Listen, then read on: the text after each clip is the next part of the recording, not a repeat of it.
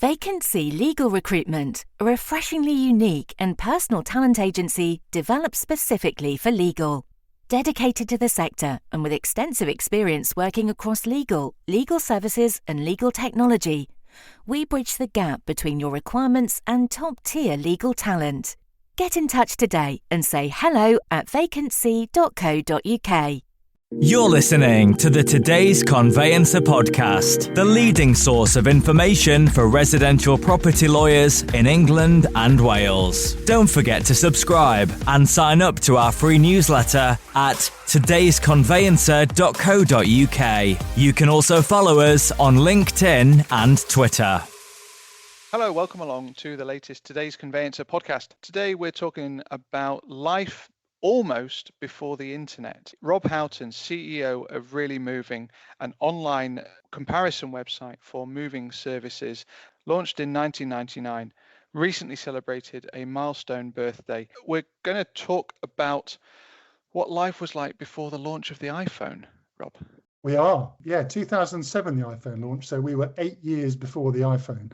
And online life was very different then. So a time of dial-up, a time of desktop and laptop only connectivity, a time of waiting a minute for your pages to load. You had to be very, very patient back then.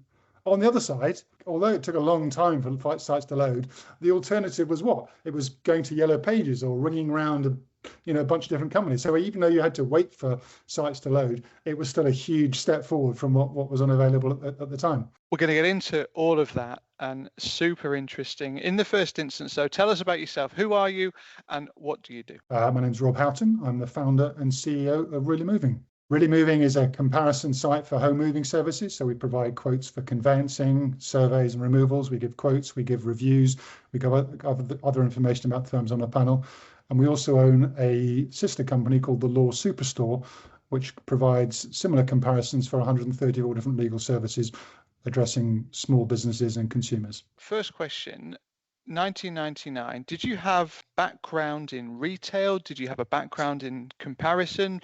Presumably you didn't have much of a background in online on the basis that there wasn't a lot to have at that point in time. Where did the idea for Really Moving come from? My background was telecoms. So I did a degree in engineering, went and worked for British Telecom straight out of university in 87 and spent the next 12 years or so working in the telecom industry, starting for BT and then moving into different advisory roles. And so the internet kind of emerged from the telecoms and media industry. And I was advising firms about it at the time when we were talking about all the opportunities it created, lots of buzz in the media about this dot-com revolution. And I was always thinking, I want to be part of this. I don't want to be advising people. I want to be running my own show in the online world. And all my friends had similar thoughts and we were talking about ideas. Then in February 99, we moved house. It took a long time to find somewhere. I moved house with a pregnant wife and a toddler. And the process wasn't great. It was, finding a property was one thing because there were although it was pre-Zoopla and Rightmove, there were some pretty good property listing sites. But there wasn't anyone that really helped you through the moving process. In fact, we were away on holiday and chatting to Rosie, my wife, and she said, well, perhaps there's an opportunity to do a home moving site. And so we looked into it. We also looked at a bunch of other life events, having a baby, finding a school, finding a university, finding a job, getting married, moving house, retiring, dying, the whole gamut of life events. But we decided that we liked the home moving space because although there was lots of competition in the property listings, as I said, not so much in the home moving space. And that's in many ways the most difficult part of moving house is actually managing the process. What do I have to do? When do I got to do it? Who are the firms that can help me? How do I choose the right firm? How do I know they're charging me the right amount? And so actually those are the questions that we decided to try and help people answer. So that was the vision when we had the concept, which is early 99. I quit my job in June 99. We incorporated in August and launched the website in November. And here we are 25 years later. And we're still in business, ducking and weaving, and we've helped, I think around 3 million people move house in the last 25 years. You've described the original concept as a guide to help people move home. Was it always the case that you were going to monetize it through those referrals effectively, or did you see that there was another way that you could commercialize it in the first instance? No, I think the vision always that we were helping consumers find professionals to help with their move, and those professionals would pay us to help them grow their business. So we're a marketing service. But we're always, as any digital marketplace or any marketplace, you've always got to balance the needs of the buyers and the sellers, the movers and the suppliers. Although our customers and a lot of our focus is the consumers that come to our website, we've also very much got the people that pay us money who are also our customers, the conveyancers, the surveyors, the removal firms. And so we have to balance the needs of both those constituents, as well as, of course, making sure that it works for us as a business. So that's the perpetual challenge of running a marketplace. We'll almost certainly come on to how things like SEO and pay-per-click have impacted your business. But take me back to November 1999. You've built this website. What did the world of online even look like? I mean, I remember going back years now, there was a young entrepreneur who sold a pixel of advertising space on a website for £1, didn't he? And made an awful lot of money out of this website that effectively went viral all those years ago. But you're right, there's slow loading speeds, not a huge amount of consumer awareness. And how did people know to look online for this information when, as you say, the Yellow Pages was as thick as a brick? Several bricks if you lived in London. No, you're absolutely right. It was tricky. It was pre-search engines.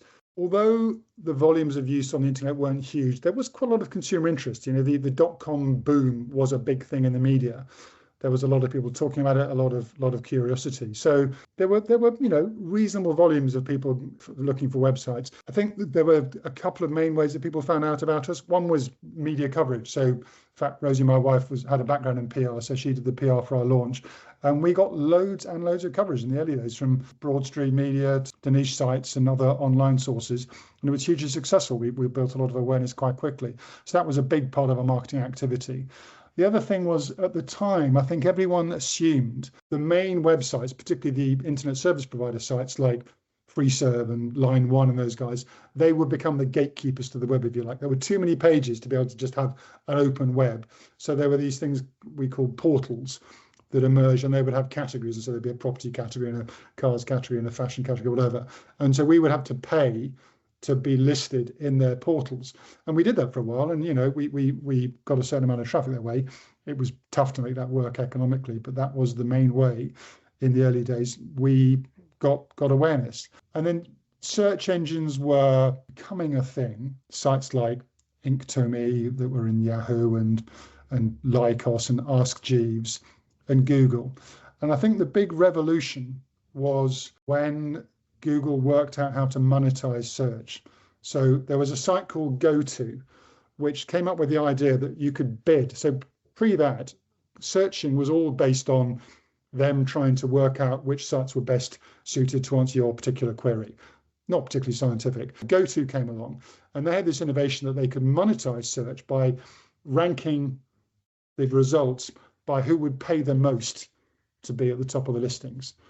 And that was a big change. Now, Google took that model and they improved it by basing it not only on how much you bid, but also how many clicks you got, which actually is a better model. Because if someone bids a lot for a click to be at the top of the rankings, but no one clicks it, that doesn't make any money. So it has to be a combination of click-through rate and bid. And although Google then had a massive legal fight with the company behind GoTo, eventually they settled that for quite a sizable amount. But that's the whole basis on which Google grew. So they had two big innovations at Google. One was monetizing search. The second was there has this concept called PageRank, which was effectively ranking sites not just based on keywords, and the content of the page appeared to match the query that the searcher put in, but by giving them credibility based on links and references from other websites. And so the more links you had coming in, the more valuable, and the higher the traffic of a website, the more valuable that inbound link was. So they came up with this concept PageRank, and that was really how Google created a search engine that was better than anything else. And that was the start of the whole changing of the economics of the internet. And it meant for people like us, it was great because although we were by that time investing heavily in building content to get organic traffic, the stuff you don't pay for, we also were bidding from quite an early stage to pay for traffic. And Google became very dominant in that very quickly because they had such a superior monetization model for converting keywords into clicks and then into revenues for us. So that whole search engine optimization, that whole value that a website delivers through the content came about quite early on then in the development of the internet. I think the key thing was there were loads of people, and there still are, who try and trick the search engines into giving them traffic by cramming thousands and thousands of keywords into a page or getting links from spurious sources. Over time, the search engines have got better and better, particularly Google, at filtering out the wheat from the chaff and actually focusing on the websites which do provide a genuine value-adding services, aren't just trying to monetize with no real added value, just very, very thin layer sites that take in clicks and then farm them out to other people. And so we've always focused on, you said at the start about we're here to help people, and that is central to what we do. We always say if our starting point is we're here to help people and we just focus on doing that as best we can, then everything else kind of takes care of itself. And whether we're helping small conveyancers or even large conveyancers grow their businesses and get more traffic, or we're helping movers understand what the moving process is, choose a conveyancer, choose a surveyor, choose a removal firm, or understand how stamp duty works or whatever. If we focus on that helping people, then other things fall into place behind that. So that's very much been our focus from day one and continues to be. The dynamics and the relative value of organic search engine optimization versus paid clicks has changed over time. With Google clearly wants to monetize as much of its traffic as possible, so it is putting more and more paid clicks into its search results page, but there's still a significant market in organic traffic, and so we are constantly building our content, optimizing the content, trying to add more features, more tools, more information that attracts people, so that people can find us. I think we're all very guilty at times of assuming that everybody's on Google. But I remember reading a statistic recently about particularly business laptops that are preloaded with Bing as the default search engine. And suddenly Microsoft have managed to make Bing quite a player again in the search market. Is that something that you see through your stats and your traffic? Yeah, we do. We get a lot of traffic from Bing, but it's still, I can't remember the exact figures, but I think Google is, of the paid search market, I think Google is 80% plus. Bing is still a relatively small player. Wow. So it's a significant chunk, but Google dominates significantly. Let's move on to how your world has changed over the last 25 years.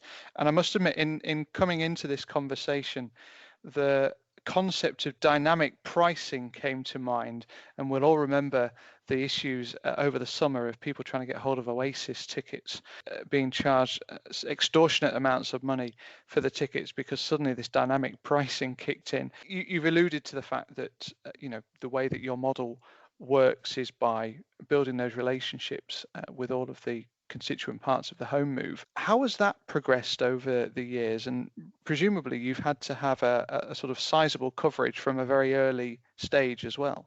Yeah, we have. I mean, when we started, it was tricky because it's a classic thing when people call it the cold start problem. If you're starting a marketplace business, you can't just have just lots of customers but no suppliers, or vice versa. You've got to build up the both in parallel. So that's a tricky thing to do. Now, we were lucky in that when we started, A, we were unique in what we were doing.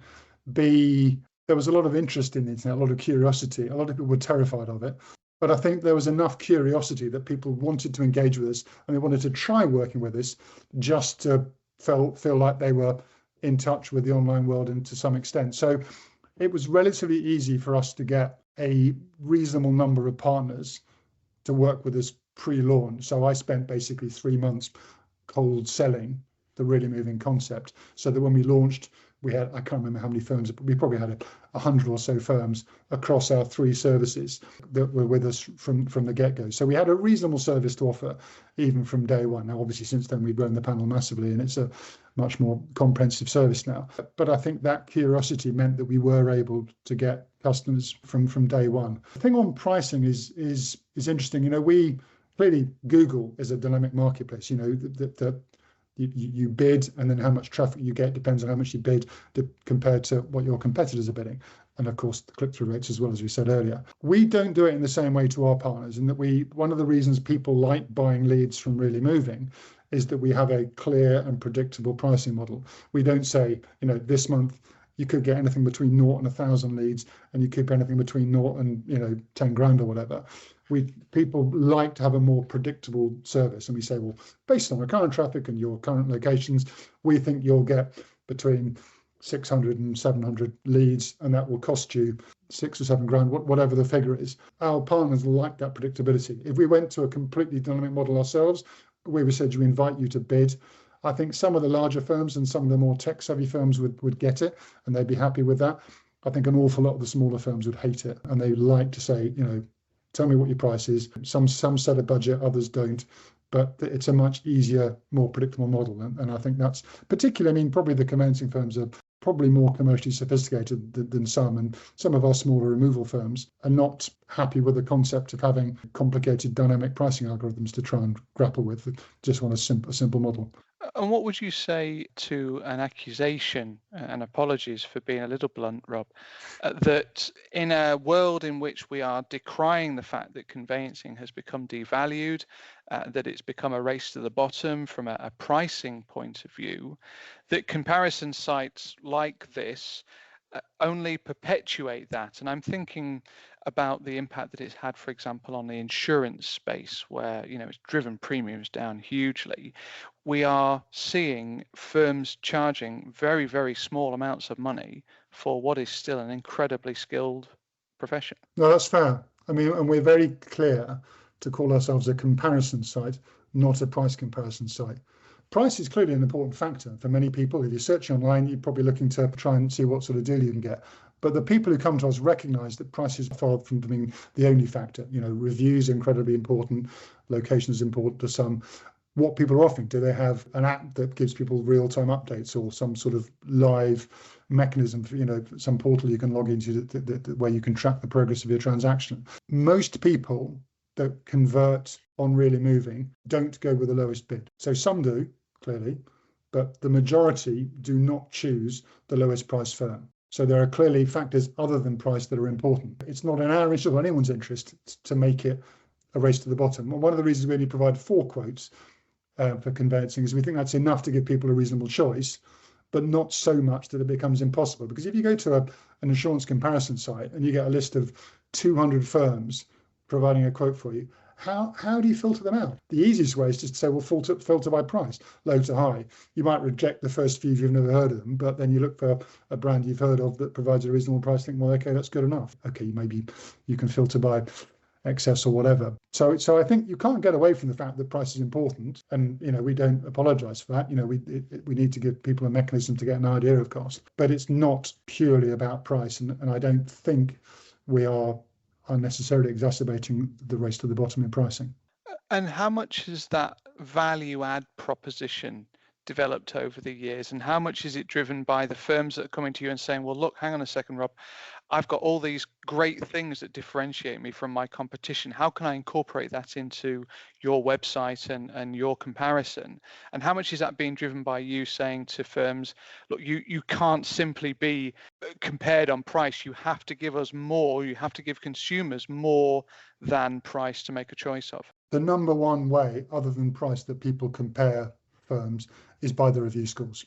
We've had lots of conversations with the regulatory bodies and land registry about whether there's other third-party sources of data we can use in terms of complaints to the legal ombudsman or land registry, inquiries. But most people don't really understand that and what it means. Sure. What people do understand is based on 500 reviews, whether it's on Google or Trustpilot or Facebook or on Really Moving, because we gather reviews as well as, of course, people understand if they've had 500 reviews with an average score of 4.5 out of 5 or whatever, that's going to be a pretty decent service. And people will spend time looking through those reviews and checking that the reviews left sound credible and sound sensible. Reviews are really important. The second key point, I think, about the differentiate is quality of communication. I think the single biggest complaint that we hear from consumers with their conveyances is struggle to communicate. And I think the more firms can automate that communication, whether it's through having an app or having a portal they can log into, or at least some sort of daily email or regular email, that really removes the need to call them to get updates on stuff.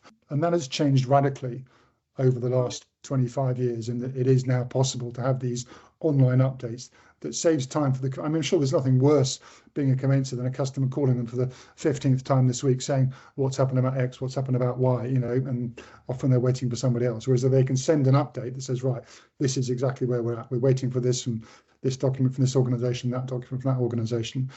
Then I think that makes life a lot easier. And of course, saves a lot of cost. And so we've all seen massive investment in conveyancing firms building or buying those technology platforms to improve that communication. I think that makes a massive difference. And good communications, being as automated as possible, is something that really helps drive good reviews. In fact, a friend of mine found a conveyancer on our website a few months ago. It was a simple transaction. It was selling a property, a relative's property from probate. Found a lawyer, instructed them by email, didn't speak to them once through the entire process. And he said for him, that was perfect. He said, I didn't need to speak to them. It was relatively straightforward. It was fine. It went through like clockwork. Now, that's probably unusual. I think most people want to speak to their conveyancer at least a few times.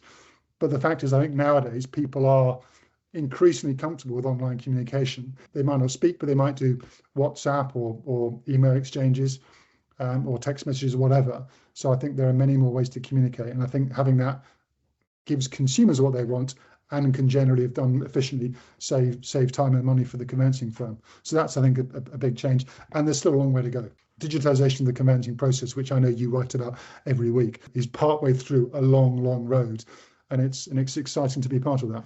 You acquired the Law Superstore in 2017. How did that fit into what you were trying to achieve? You say it sort of opened doors to another 100 or so areas of law. 2017, we've been doing, 2015, 16, we've been in business for 16, 17 years, whatever it was.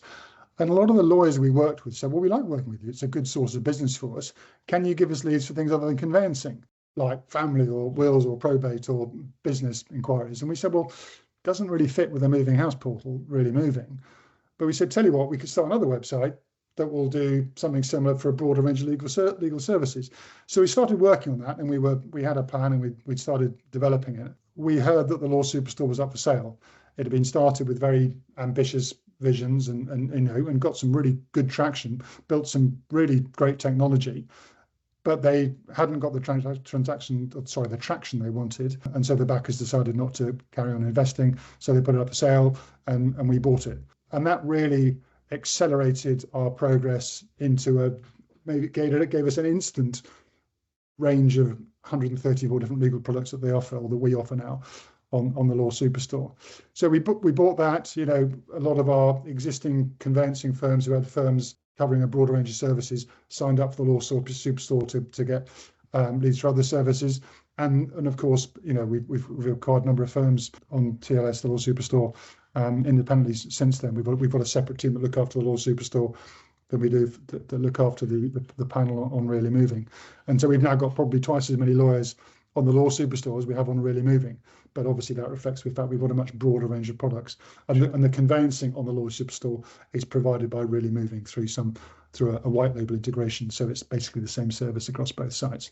So that's how it works. Initially, the Law Superstore, we're trying to generate instructions online and get people to compare quotes and then choose a firm.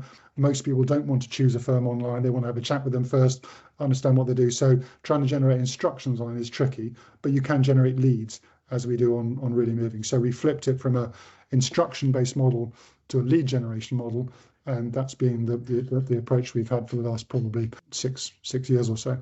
But if you don't mind me saying, that's where a lot of this falls through the cracks, isn't it? Because there's a lot to be said for some sort of qualification in that lead process. So you'll often hear, and we've written about it through the publications, about the challenge that firms have, even on conveyancing quotes, where there is criticism of the way in which they're handled often. How do you draw that line as a provider like yourselves between a lead, which is an email address and perhaps a telephone number, and then something that's slightly more qualified or slightly more concrete and something that a firm can actually work with? We recognise that the leads we generate have a range of levels of intent in them. We have some metrics that can help us predetermine intent, but generally speaking, we don't differentiate our leads by price or the way we manage them based on intent. Everyone that goes through Really Moving has to validate their email address. That's our primary guaranteed communication channel. So the way the model works, you come to us, you fill in the form with all the details of your move and the service you're looking for. We then send them a link by email, and it's only once they click on the validation link in that email that they get to see the quotes, and the lawyers on our panel get to receive the lead. So that email validation is ensuring that it isn't just a bot. So if someone writes, mickey@mouse.com as their email address, that will disappear into a black hole, and no lawyer will ever get that lead. So we can't obviously guarantee that, although we can guarantee that the consumer has received our email and have clicked on the link in it, we can't guarantee that the consumer will respond to their email, but we can say it's a genuine customer who's provided that address and has interacted with it. Within that, we say, well, there's a range. Some of the people you'll never be able to get through to, and some you'll convert into business, relatively easily. What we pay for a lead reflects the fact that there's a mixture in that. Most of our partners have developed relatively sophisticated processes for responding to those leads and and learning out what the signals are and deciding how much effort it's worth trying to convert a lead once they've got it. We're fast heading towards the end of the time we have for the discussion, and I want you, Rob, to reflect on the last 25 years, which has seen monumental changes in the internet and in your business, no doubt. And we're entering a period of time, and I can't do a podcast at the moment without talking about artificial intelligence, but we're entering a point in time where artificial intelligence is having a sizable impact on our understanding of technology. What do you think the next 25 years might look like for Really Moving? It's a great question. I wish I had a really good answer to that. Given how much it's changed over the last 25, I'm not sure I could hazard a guess at what the world will look like in 2049. But, we talked a few minutes ago about the rapid digitization of the home moving process.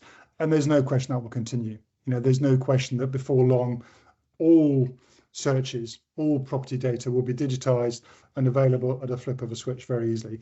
There's no question that AI will become increasingly prevalent. Reviewing contracts and leases and other documents will be made easier by quickly scanning documents and picking out the key risks and the key clauses and automating how we respond and accommodate those any quirks or anomalies that are identified. That will inevitably happen, and being at the start of the journey and providing digital leads to our partners, I think will continue. And I think what happens at the moment is generally the customer comes to us online, whether it's on a desktop or mobile device. Who knows, in future maybe there'll be another device like the Meta Ray-Ban head sunglasses, who knows.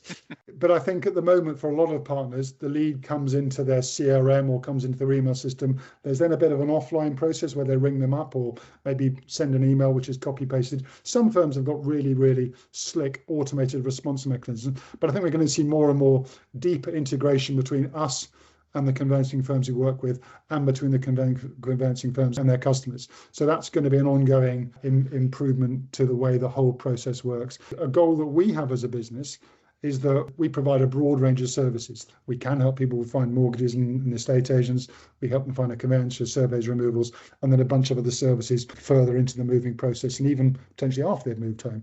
And so our wish is to help people, coming back to that keyword, helping people again in an ongoing way through the whole moving process.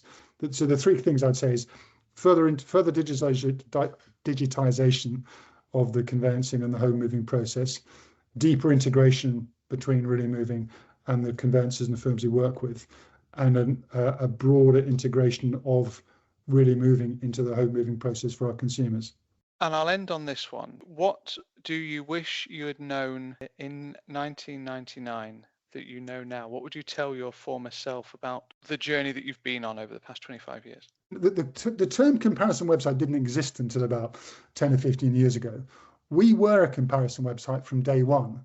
No one called us that. We were in many ways one of the first comparison websites out there before any of the big financial service comparison websites. And in a way, I wish I'd known how powerful that concept was going to become. Because I think if we'd had the confidence to broaden that vision to comparing insurance or mortgages or hotels or airlines or whatever else, that the stuff that we all use every year to with our lives, I think if I'd understood that and the potential of comparison websites as a concept earlier, we'd have probably been bolder and more ambitious from day one. looking back, you can't complain. We're still in business 25 years later, which is not too bad an achievement. So could we have been bigger and bolder than we were? Probably, yes. But on the other hand, I think the danger with being too bold and too aggressive is you end up trying to boil the ocean and you then fall on your backside. So yeah, I do think sometimes I wonder whether we could have been more ambitious from the get-go. But then I sort of think, well, actually, we haven't done too badly, so I shouldn't be too greedy with regretting that money supermarket is, worth £1 billion or more, whatever it is these days. We're doing just fine. What a lovely way to finish the discussion. And I'm very appreciative of you joining the podcast. Rob, thank you so much for sharing some of your insight and taking us on a bit of a wander down memory lane as well. Thanks very much indeed for your time. Thanks, David. The Today's Conveyancer podcast is available on your preferred podcast provider. It's also available on todaysconveyancer.co.uk.